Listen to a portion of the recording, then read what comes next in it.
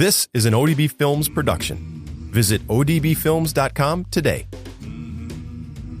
In Latin, Renovo means to renew, restore, or revive. This show is all about growing in our understanding and practice of faith. Past episodes are available wherever you like to listen to podcasts. I'm Doug Tuke, the Vice President of Ministry Advancement at ODB Films.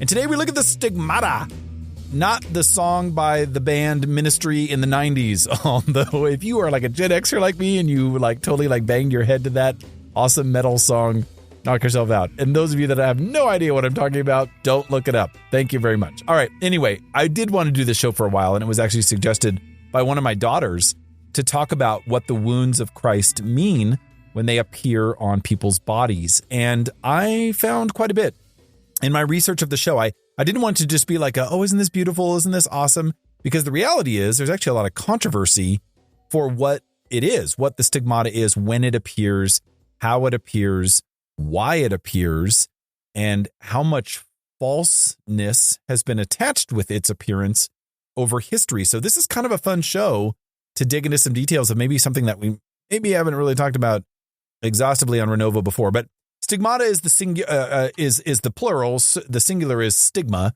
and it's a term used by members of the Christian faith to describe bodily marks, sores, or sensations of pain in locations that correspond to the crucifixion wounds of Jesus on the hands, wrists, and feet. Most of you know that, but some of you might not. Now, the term, this is kind of incredible. It originates from the line at the end of St. Paul's letter to the Galatians, where he says, I bear on my body the marks of Jesus. So stigmata is the plural of the Greek word stigma, which means tattoo or a mark or a brand, which might have been used actually to identify an animal or a slave. That's kind of interesting that specific term was used by Paul. So an individual bearing stigmata is referred to as a stigmatic or a stigmatist. And listen, stigmata are primarily associated with the Roman Catholic faith, which is why we're doing a show on it. But a lot of reported stigmatics are members of Catholic religious orders specifically, but some are not. And we'll talk about those later on in the show as well. Of course, a lot of us know that St. Francis of Assisi was actually the first recorded stigmatic in Christian history. And for over 50 years, Padre Pio of Pietrelcina of the Order of Friars Minor, Capuchin, reported stigmata, which were studied by several 20th century physicians. So there was some major science involved, and their independence from the church is not really known. We don't really know how independent they were from the church, but we know that the study did take place. So the observations were reported as unexplainable, and the wounds never became infected regarding Padre Pio. So there are some amazing data around who receives it. And I read where there was a really high percentage, as much as over 80% of all stigmatics were women.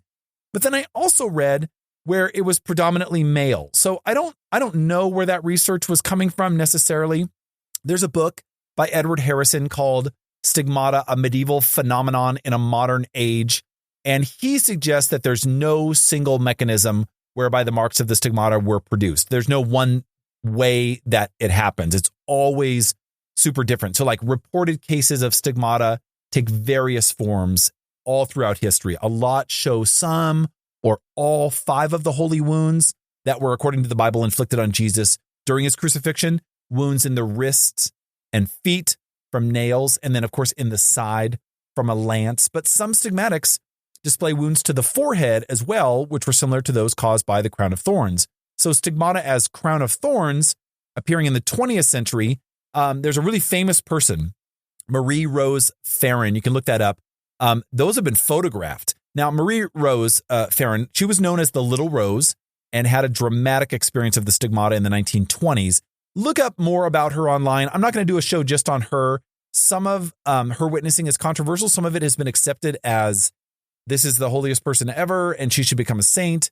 But other reports they talk about including tears of blood, or sweating blood, and wounds to the back from scourging. So all of those can be considered part of the stigmata for what it's worth. Now, many stigmata show recurring bleeding that stops and then starts at times after receiving Holy Communion, and a large percentage of stigmatics have shown a high desire to frequently receive Holy Communion. That's a big part of the study. Harrison talks about this in his book. Now, a relatively high percentage of stigmatics also exhibit what's called well, the Latin word is anidia, which means fasting. So they don't want to eat anything. They live with minimal or no food or water for super long periods of time, except for the Holy Eucharist. And some exhibit a lot of weight loss. And actually, Francis of Assisi exhibited that as well, but we'll talk more about that later. The ecstasy and the sufferings usually began for the saints who suffered stigmata starting on a Thursday. I didn't know this. This fascinated me. So there's record of those with stigmata, especially the saints, where it begins on Thursday and it ends on Friday afternoon around 3 or 4 o'clock. And of course, those of you that acknowledge what the Triduum is, we know that from Thursday, the Holy Supper, right? And then, of course, the death on the cross on Friday. Not specifically just in the Easter season, although that is when a lot of stigmatics, it became rampant. So all the recipients of this mystical wounding suffered a lot. I mean, it's awful. It's an awful amount of pain. And there's a lot of record of that throughout, the recordings of interviewing people who were considered themselves stigmatic. So a lot of them experienced cruel rejection and a lot of suspicion before their wounds were ever really authenticated. It was kind of like, this is weird and you shouldn't be here and you're just trying to pretend or you're trying to draw attention to yourself. That is almost always associated with the public acknowledgement of a stigmatic. Now, saints who suffered stigmata were usually watched really carefully every day and night so that tampering with the wounds could never be performed. And when these methods were used, a number of false stigmatics were exposed. And sometimes this stigmata became invisible on express request and prayers by the saints who suffered them. So it would appear and disappear on the skin of saints. This is true of Padre Pio as well, which is amazing. Some stigmatics claim to feel the pain of the wounds with no external marks. There's no actual visible wound, but they're feeling the pain, and these are referred to as invisible stigmata. In other claims, stigmata are accompanied by extreme physical pain. So some stigmatic wounds do not appear to clot, and they stay fresh and uninfected. And the blood from the wounds is said in some cases to have a pleasant or perfumed odor known as the odor of sanctity. And this was the case for Marie Rose Farron. Again, look her up, where multiple people investigated the wounds and made record of the odor of sanctity that came from her wounds. Now, individuals who have obtained the stigmata are many times described as ecstatics. At the time of receiving the stigmata, they are usually overwhelmed with emotion. It's a very emotional thing, as you can imagine.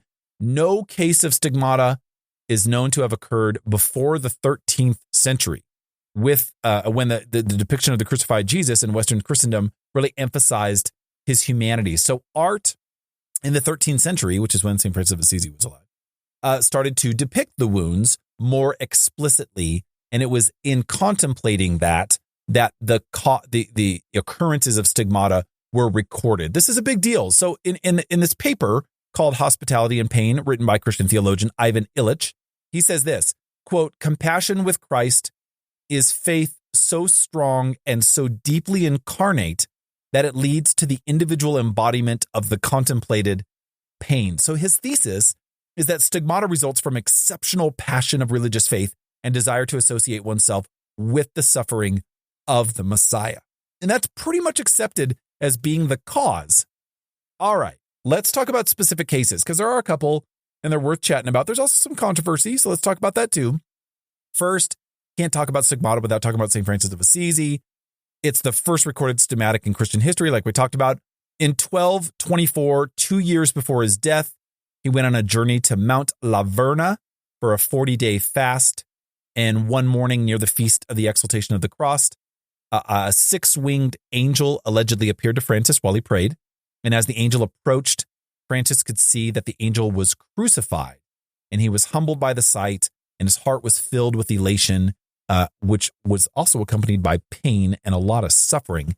And when the angel departed, Francis supposedly was left with the wounds in his hands, feet, and side, as it caused by the same lance that pierced Christ's side. So the image of nails immediately appeared in his hands and feet, and the wound in his side often seeped blood.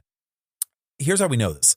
So St. Francis's first biographer, Thomas of Solano, he reports the event as follows in his 1230 First Life of St. Francis. So that's 6 years after this happened. He already has a biographer that's writing about the writings of and interviews with the original Franciscan brothers. Here's what he says, Thomas Solano. This is what he says, quote, "When the blessed servant of God saw these things, he was filled with wonder, but he did not know what the vision meant. He rejoiced greatly in the benign and gracious expression with which he saw himself regarded by the seraph, whose beauty was indescribable, yet he was alarmed by the fact that the seraph was affixed to the cross and was suffering terribly. Thus, Francis rose, one might say, sad and happy, joy and grief alternating in him. He wondered anxiously what this vision could mean, and his soul was uneasy as it searched for understanding. And as his understanding sought in vain for an explanation, and his heart was filled with perplexity at the great novelty of this vision, the marks of nails began to appear in his hands and feet, just as he had seen them slightly earlier in the crucified man above him." He continues, "His wrists and feet seemed to be pierced by nails, with the heads of the nails appearing on his wrists and on the upper sides of his feet, the points appearing on the other side. The marks were round on the palm of each hand, but elongated on the other side, and small pieces of flesh, jutting out from the rest, took on the appearance of the nail ends, bent and driven back." He finishes, "In the same way, the marks of the nails were impressed on his feet and projected beyond the rest of the flesh. Moreover, his right side had a large wound, as if it had been pierced with a spear, and it often bled, so that his tunic and trousers were soaked with his sacred blood." Wow. Talk about detail. Okay, so clearly this man knew Francis of Assisi, but also very clearly he assessed what the wounds were. This is profound. This is the first recorded experience of this, and it's profound. And we don't need to get into the profound nature of St. Francis of Assisi. We did a show on Francis. He's amazing. Read about him. He's unbelievable. But this is incredible. He so clearly aligned himself with the suffering of Christ. Now, many of us, we just recently did a show on Padre Pio, and we're big fans of Padre Pio. But it was a young Padre Pio that showed the stigmata. So a lot of his life, which was in the 20th century, was analyzed. And so for over 50 years, Padre Pio reported the stigmata, which were studied by a lot of 20th century physicians whose independence from the church, like we said, is not really known. We don't really know what their role was in the context of the church, but we do know this. The observations were reportedly unexplainable, and the wounds never became infected on Padre Pio. So his wounds healed once, but then actually reappeared. The wounds were examined by Luigi Romanelli, the chief physician of the city hospital of Barletta, for about 1 year. Dr. Giorgio Festa, a private practitioner, also examined them in 1920 and 1925. Professor Giuseppe Bastianelli, physician to Pope Benedict XV, agreed that the wounds existed but made no other comment. Pathologist Dr. Amico Bignami of the University of Rome also observed the wounds but could make no diagnosis. And both Bignami and Giuseppe Sala, Dr. Giuseppe Sala, commented on the unusually smooth edges of the wounds and lack of edema. Dr. Alberto Caserta took x-rays of the hands in 1954 and found no abnormality in the bone structure. So Padre Pio was studied and there was no conclusive evidence, which is just, that's incredible to me, okay, regardless of their origin. Now, scientific research around stigmata is kind of all over the board. Some modern research has indicated that stigmata are like, they come from just hysterics. Like they come from a hysterical origin, or they're linked to dissociative identity disorder. So there's a mental disorder that leads to really mind over matter, especially the link between like dietary construction by self-starvation, or what doctors would call dissociative mental states and self-mutilation in the context of religious belief. Doctors also say anorexia nervosa cases have often, they display self-mutilation similar to stigmata as part of a ritualistic, almost obsessive compulsive disorder. Doctors say a relationship between starvation and self-mutilation has been reported amongst prisoners of war and during famines. And there's a psychoanalytic study of stigmatic, Teresa Newman, who suggested that her stigmata resulted from post-traumatic stress symptoms expressed in unconscious self-mutilation through abnormal autosuggestibility. So mentally, she convinced herself of the wounds, and the wounds began to appear. Now, back to Edward Harrison's book, which it's pretty phenomenal, Stigmata, a Medieval Phenomenon in a Modern Age. He says there's no single mechanism whereby the marks of stigmata were produced. There just isn't one. And we talked about that, but I want to get into the details. He also found no evidence from a study of contemporary cases that the marks were supernatural in origin. So he concluded that marks of natural origin need not be hoaxes. Now, some stigmatics mark themselves in an attempt to suffer with Christ as a form of piety, and others mark themselves accidentally, and their marks were noted as stigmata by witnesses. But a lot of times, marks of human origin, they produce profound and genuine religious responses. So Harrison also noted that the male to female ratio of stigmatics, which for many centuries had been of the order of about 7-1, had actually changed over the last 100 years to a ratio of like 5-4. So he's saying the numbers are very different, right? Not 80% women, but really a pretty much a balance, okay? He also says appearance of stigmata frequently coincided with times when issue of authority loomed large in the church. That's fascinating. So what was significant about stigmatics was not that they were predominantly men, he says, but that they were not ordained, that there was a lot of lay people that became stigmatics. And I'm not talking about Pio and Francis of Assisi, of course. I'm talking about like 20th century versions, right? So having stigmata gave them direct access to the body of Christ, he says, without requiring them the permission of the church through the Eucharist. That's interesting. Only in the last century have priests been stigmatized more regularly, he says in his research. That's interesting. Now, it's from the records of St. Francis, physical ailments and symptoms, that Dr. Edward Hartung, way back in 1935, but well after Francis of Assisi lived, he concluded that he knew what the health problems plagued the holy man were. Like he had it down. So he writes this paper in 1935. Hartung believed that he had an eye ailment known as trachoma, but also had quartan malaria. And quartan malaria infects the liver, spleen, and stomach, causing the victim intense pain. And one complication of that kind of malaria, occasionally seen around Francis's time, is known as purpura, a purple hemorrhage of blood into the skin. And purpuras usually occur symmetrically, so each hand and foot would have been affected equally. And if this were the case of St. Francis, he would have been affected by ecchymosis, an exceedingly large purpura, and the purple spots of blood may have been punctured while in the wilderness and therefore appear as an open wound like that of Christ.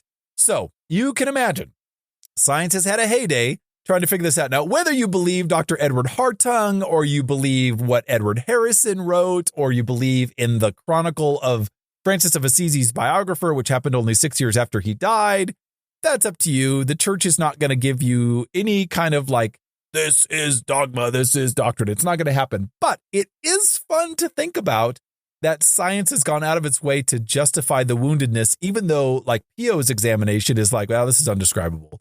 And how do you describe the odor of sanctity? How do you describe that these wounds never heal?